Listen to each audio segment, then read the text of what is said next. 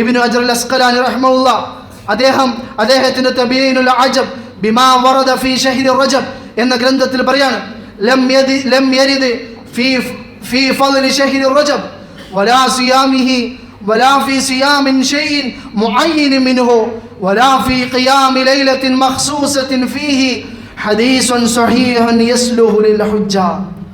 അദ്ദേഹം പറയാണ്, റജബ് മാസത്തിൽ ഒരു നോമ്പ്, റജബ് മാസത്തിന്റെ ചില പ്രത്യേക ദിവസത്തിലെ പ്രത്യേക നോമ്പ്, റജബ് മാസത്തിലെ ചില പ്രത്യേക നിസ്കാരങ്ങൾ, ഇതിനൊന്നും തെളിവായിക്കൊണ്ട് സ്വഹീഹായ ഒരു ഹദീസ് പോലും കാണിക്കാൻ കഴിയുകയില്ല എന്ന് മഹാനായ ഇബ്നു ഹജർ അൽ അസ്ഖലാനി റഹ്മഹുല്ലാഹ് അദ്ദേഹത്തിന്റെ ഗ്രന്ഥത്തിൽ എഴുതി വെക്കും. മഹാനായ ഇബ്നു തൈമിയ്യ റഹ്മഹുല്ലാഹ് അദ്ദേഹത്തിന്റെ മജ്മുഉൽ ഫതാവയിൽ എഴുതാണ്, വഅമ്മാ സൗമു റജബിൻ ബിഖുസൂസിഹി ഫഅഹാദീസുഹു കുല്ലുഹാ ളഈഫത്തുൻ ബൽ മൗളൂഅത്തുൻ.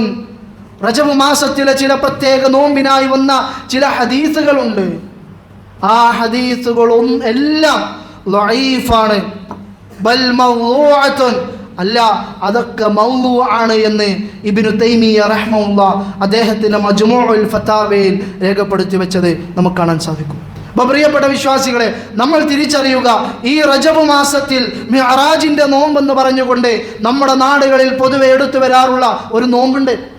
ആ നോമ്പിനെ സംബന്ധിച്ചിടത്തോളം ഉലമാക്കൾ പറയുന്നത് എന്താ, ഇസ്ലാമിക ലോകം ചർച്ച ചെയ്ത് വെച്ചതെന്താ, അങ്ങനെ ഒരു നോമ്പ് ഇസ്ലാമിൽ സ്വഹീഹായ ഒരു ഹദീസിലും വന്നത് കാണാൻ കഴിയൂല.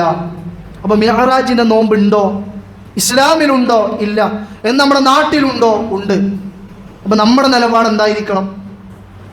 അല്ലാഹുവിനെയും റസൂലിനെയും സ്നേഹിക്കുന്ന, ഇസ്ലാം അനുസരിച്ച് ജീവിക്കുന്ന ഒരു മുഅ്മിനിന്റെ നിലപാട് എന്തായിരിക്കണം?